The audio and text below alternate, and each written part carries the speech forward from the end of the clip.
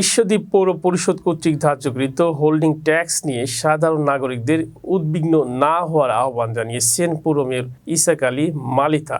ঈশ্বরদী প্রতিনিধি জানান, আজ দুপুরে সাংবাদিকদের সাথে মতবিনিময়কালে তিনি বলেন, গতকাল সচেতন নাগরিক মঞ্চের মানববন্ধনে কিছু স্বাধীনতা বিরোধী অপশক্তি কুচিক্রু মহল পৌরসভার ও পৌর পরিষদের ভাবমূর্তি ক্ষুণ্ণ করার জন্য প্রোপাগান্ডা ছড়িয়ে যাচ্ছে। হোল্ডিং ট্যাক্স নিয়ে যদি কোনো অসঙ্গতি বা অমিল পাওয়া যায়, অবশ্যই ফরম ডি এর মাধ্যমে আপত্তি করার সুযোগ রয়েছে।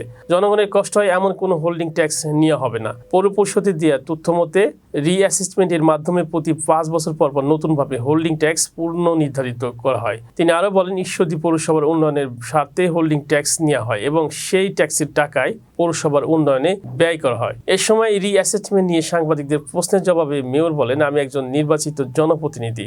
ঈশ্বরদী পৌরসভার সর্বস্তরের জনগণ মেয়র পদে আমাকে নির্বাচিত করেছেন। জনগণের ভোগান্তি বা ক্ষতি এমন কোনো হোল্ডিং ট্যাক্স নির্ধারণ করা হবে না। কর নির্ধারণ নিয়ে প্রবাসীকে আশ্বস্ত করে বলেন, আতঙ্কিত হওয়ার কিছু নেই। রিভিউ আবেদন করলে রিভিউ বোর্ডে জনগণের আর্থিক সঙ্গতি বিবেচনা ও তাদের সাথে আলোচনা করে সহনীয় সিদ্ধান্ত গ্রহণ করা হবে। এ সময় উপস্থিত ছিলেন পৌর পরিষদের নির্বাহী কর্মকর্তা জহিরুল ইসলাম, প্যানেল মেয়র আবুল হাশেম সহ সকল ওয়ার্ড কাউন্সিলরগণ এবং পৌর পরিষদের কর্মকর্তা বৃন্দ। থাকুক না কেন, আমরা স্থানীয় পৌরবাসীর কথা বিবেচনাপূর্বক এবং পাশাপাশি অন্যান্য পৌরসভার সহিত তুলনা করে আমরা চূড়ান্ত ট্যাক্স ধার্য করে থাকি। এখানে আরও উল্লেখ্য যে পাবনা সদর পৌরসভার ট্যাক্স যে পরিমাণ ধার্য করা আছে সেই তুলনায় ঈশ্বরদী পৌরসভার ট্যাক্স অনেকাংশেই কম। আমরা এইভাবে বলতে পারি যে প্রতি 5 বছর অন্তর অন্তর রিঅ্যাসেসমেন্ট করে থাকি। সেটা এরূপ যে প্রস্তাবিত বাজেট এবং সংশোধিত বাজেটের সহিত আমরা তুলনা করতে পারি। বিগত রিঅ্যাসেসমেন্টের হোল্ডিং ট্যাক্স অস্বাভাবিকভাবে কমানোর কারণে অডিট আপত্তি হয়। অডিট দলের আপত্তির সুপারিশক্রমে মোট মূল্যায়নের ওপর 15% ট্যাক্স কমানোর নির্দেশনা প্রদান করে আমাদের। যেহেতু পৌরসভা পরিচালিত হয় জনগণের ট্যাক্সের টাকায়, সেহেতু ট্যাক্স নির্ধারণ এবং আদায় অপরিহার্য। সরকারের নীতিমালা অনুযায়ী কোনো পৌরসভার কর্মকর্তা কর্মচারীরা 3 মাস বেতন প্রদান করিতে না পারলে সেই সকল পৌরসভার বিরুদ্ধে সরকার আইনানুগ ব্যবস্থা গ্রহণ করতে পারবে। অত্যন্ত দুঃখের বিষয়, একটি কুচক্রী মহল পৌরসভা এবং পৌর পরিষদের ভাবমূর্তি ক্ষুণ্ণ করার লক্ষ্যে বিভিন্ন প্রোপাগান্ডা ছাড়িয়ে যাচ্ছে, যা অত্যন্ত হতাশা ও দুঃখজনক। ঈশ্বরদী পৌরসভা বিগত কয়েক বছর ধরে সকল ক্ষেত্রে রাজশাহী বিভাগের পৌরসভার মধ্যে শ্রেষ্ঠতম পৌরসভা হিসেবে পরিগণিত হয়েছে।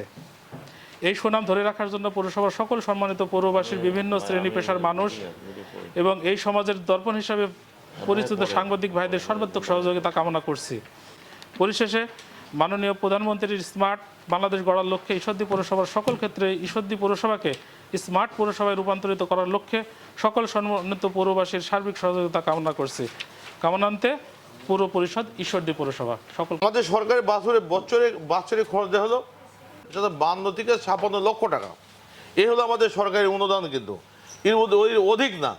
আমরা কিন্তু আপনাদের টাকায়, পৌরবাসীর টাকায় কিন্তু আমাদের ট্যাক্স, ট্রেড লাইসেন্স, বিভিন্ন পর্যায়ে হোল্ডিং হাবিজাবি দিয়ে আমাদের পৌরসভা পরিচালিত হয়ে থাকে।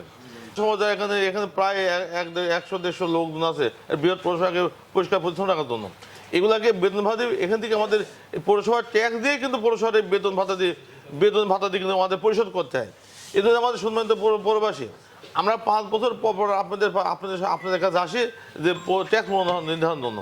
যেমন গভর্নমেন্ট প্রতি বছর তাদেরকে বাজেট ঘোষণায় বাজেট ঘোষণা করে, বাজেট ঘোষণায় কিন্তু তাদের বিভিন্ন সময় বিভিন্ন দ্রব্যের ট্যাক্স বাড়ানো কমানো করে। আমরা প্রতি বছর না, কিন্তু আমরা এসে 5 বছর পরে, এই 5 বছর পর কিন্তু আমার দেশ কিন্তু আরও উন্নত হতে পারে।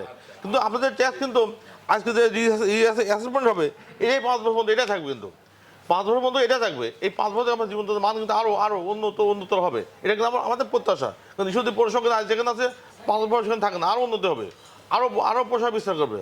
সবাইকে পৌরবাসীকে আমার সম্মানিত করবো, পৌরবাসী তখন আমাদেরকে সম্মানিত করবে। এটা কিন্তু আমার বিশ্বাস এবং আশা। এবং আবার বলছি, আমরা এই পরিষদ যারা আছি, এই পরিষদ আমরা সুন্দরভাবে পৌরসভা পরিচালনা করার স্বার্থে আপনাদের সহযোগিতা চাচ্ছি। আপনারা আমাদের এই সংবাদটা পৌরবাসীর আপনাদের মাধ্যমে পৌরবাসীর কাছে প্রচার হোক, এটা কিন্তু প্রত্যাশা।